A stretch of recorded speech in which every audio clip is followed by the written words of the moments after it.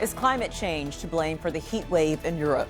Temperatures have hit records in many countries there. Scientists say heat waves like this will be the new normal in the future. So if that's right, is enough being done to prevent them? This is Inside Story.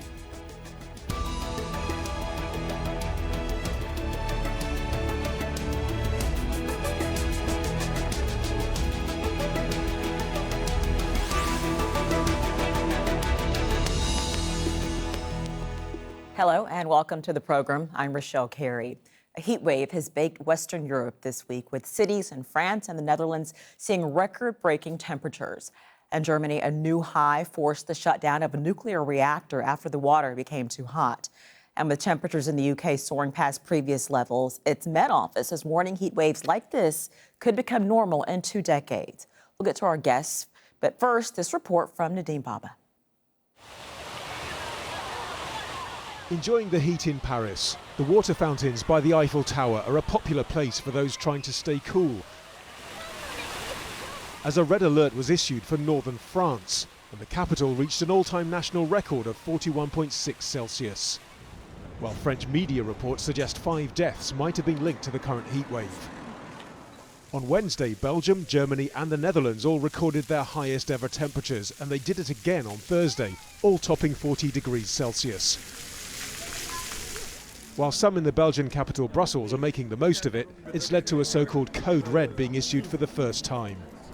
We are observing the weather since 1833, so nearly 200 years, and we never experienced this kind of temperatures. Over in Britain, as temperatures soared, activists in London staged a small protest outside this building housing media outlets, demanding they concentrate less on images of fun in the sun and more on explaining the extreme weather.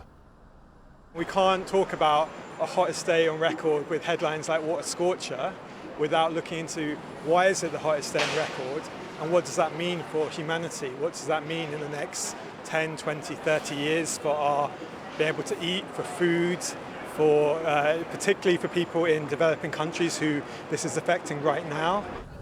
But Al Jazeera had no difficulty finding people who are concerned about what's driving the increasingly common heat waves. People start realizing that things are changing and quite quickly in the climate, and so is the moment just to change something before it's too late. This is something that makes our planet less comfortable to live on, so we have to think about how to stop it so that also our children can still survive on this planet. Most people here in Britain welcome a bit of sunshine, but throw in the humidity, and on a day like this, the priority for lots of people is actually staying in the shade. More broadly, more and more are starting to draw the line between Europe's extreme summers and the climate crisis. The UK government's Advisory Committee on Climate Change has warned the country's not prepared for the extremes that global warming's expected to bring. Here, the current heat waves prompted health warnings and brought trains to a standstill in some parts. And in southern Europe, this was Greece on Wednesday, a series of wildfires are a reminder of conditions that many are calling the new normal. And while those conditions have their upsides, they bring their own dangers. Nadim Baba, Al Jazeera, London. Let's take a closer look at those soaring temperatures across Western Europe. Germany, Netherlands and Belgium broke all-time temperature records over the past 2 days. A new national record was set in Germany when the thermometer reached 41.5 degrees Celsius. In the Netherlands, it hit 40.7. Temperatures in Belgium reached 40.6 degrees. That is the highest in 7 decades. Paris experienced its hottest day ever at 42.6 degrees.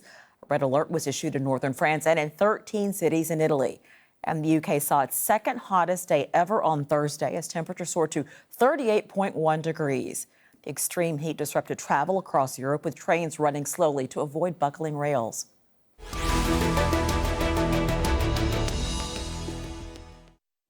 Let's introduce the panel now. In London, Nathan Thanki, a coordinator of the global campaign to demand climate justice.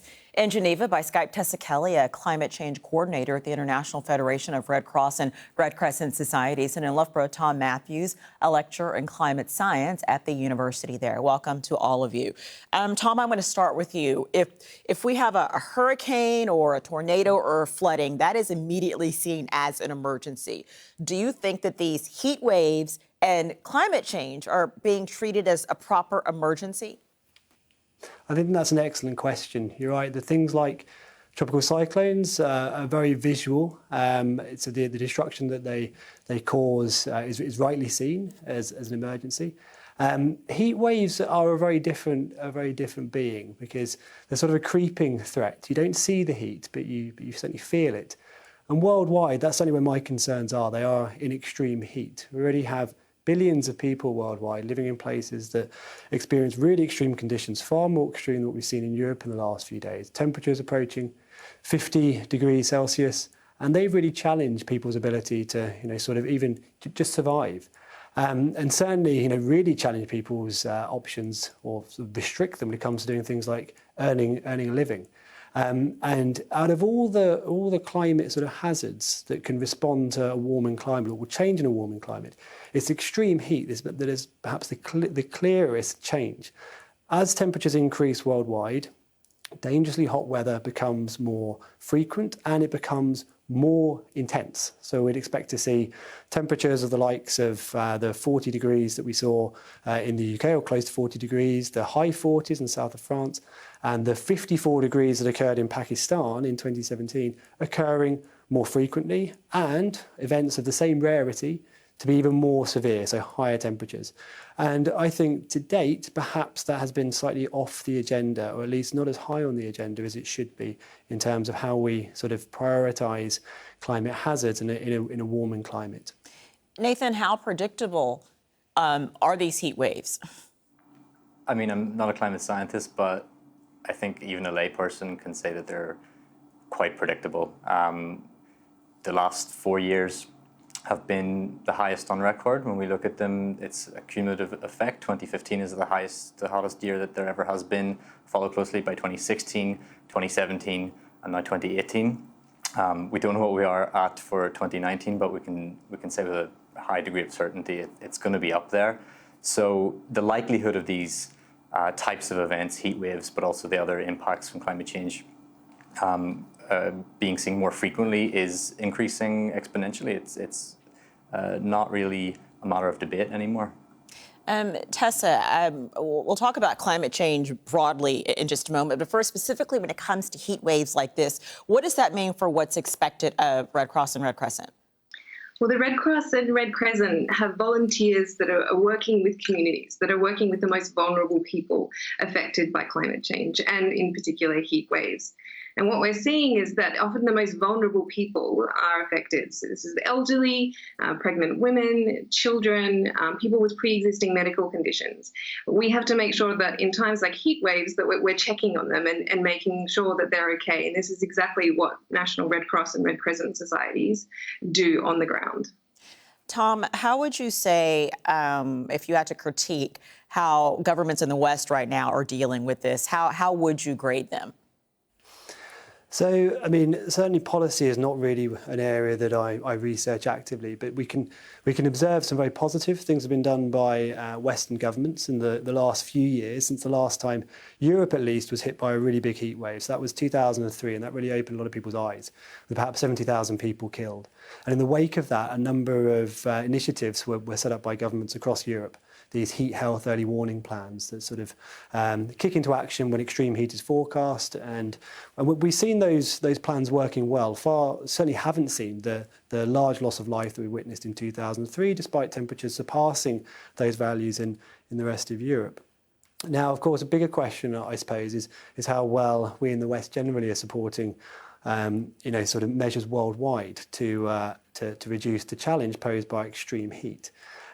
Because one thing I will say is that in Europe, it's possible with sort of behavioural changes and the sorts of things that have done these heat health adaptation plans to minimise the impact of really extreme heat. Elsewhere in the world, it's not quite as easy. When temperatures are approaching 50 degrees, slowing down drinking more water only buy you sort of so much latitude to increase Tom, your resilience. if I could jump in for just a really moment, we're going to... The challenge out there... If I could step in for just a moment, we are going to come back to broadening this out beyond Europe in just a moment. So if I can just get you to hold that point for a moment.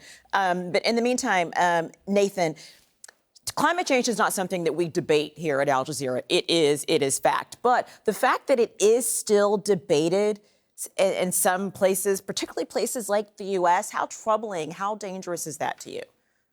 It's really troubling. Where the rest of the world is effectively being held hostage by a small number of very wealthy, very white, and quite old men in the United States who have funneled over a period of decades billions of dollars into disinformation and into delaying any kind of progress that might have happened within the United States in terms of reducing its own massive emissions share. So I think that it's frankly, it's a disgrace. And I'm generally more surprised that there hasn't been in the United States an uprising to really root them out because they don't serve any interests other than their own elite interests. So, Tom, if you can hear there, Nathan said, he's surprised there's not more of an uprising. And there are, protests and demonstrations about climate change in a lot of different places. But why do you think that it still doesn't really resonate with some people, the sense of urgency about it? Well, again, I mean, my expertise in the physical system. So I'll comment here more as sort of an objective observer, I suppose, with relation to that question. There's been a lot of research that shows that climate change is something that can be easy to distance oneself from because the immediate impacts are felt by others, perhaps a long way away. And in this case, I think that's quite pertinent with respect to extreme heat. The intro for this discussion, because the most challenging conditions worldwide are faced away from the West. They are faced in places like Southeast Asia, around the Persian Gulf, and around East Asia. And when we see impacts like that somewhere else, it's perhaps easy to not appreciate the urgency of the situation, and perhaps that propagates down to policy. But that's not really an area that I'll comment on. So, Tessa, you do see this up close. This is not something that is far away and distant for you and for the Red Cross. Tell us how much more this is a bigger piece of what you do now, having to deal with the after effects of climate change and weather. Certainly. So we at the IFRC are now responding to up to 3,000 weather events in just the last decade. And we're expecting that this will continue to increase. And so climate change is becoming a primary concern for us as a humanitarian actor. We will not be able to continue to pick up the pieces of extreme weather events unless we do take more urgent action. Nathan, I want to go back to something you were talking about when we were talking about policy, and there are countries like the U.S. that are not carrying their weight, not doing their part. What countries would you say are at least making an attempt or at least making a difference or trying to do their part? So there was an interesting study that came out a couple of years ago examining the contributions that countries are making towards the Paris Agreement, the so-called Paris Pledges.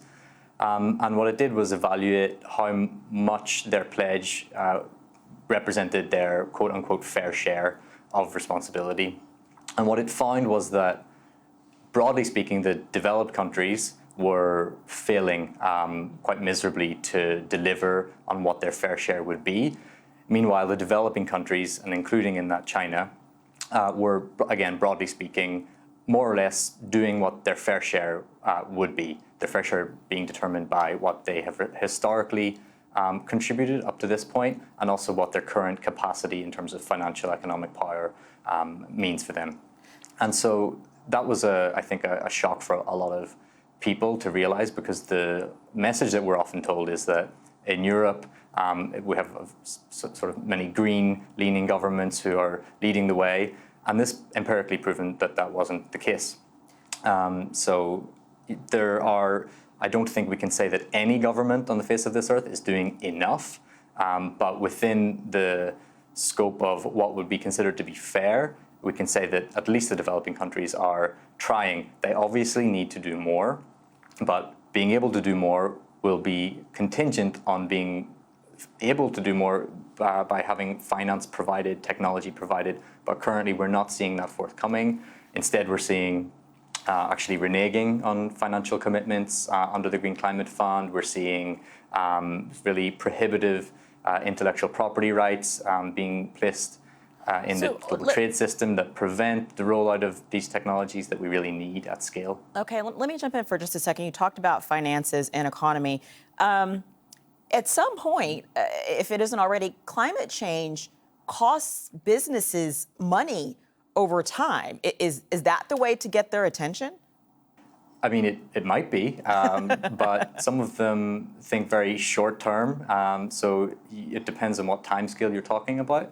And they also, I'm sure, are factoring in at the sort of executive level what really that will mean for them and if they're able to kind of get out before things get really nasty. So it might motivate some, I think, certainly for like people that aren't in multinational business. I think it's a big concern.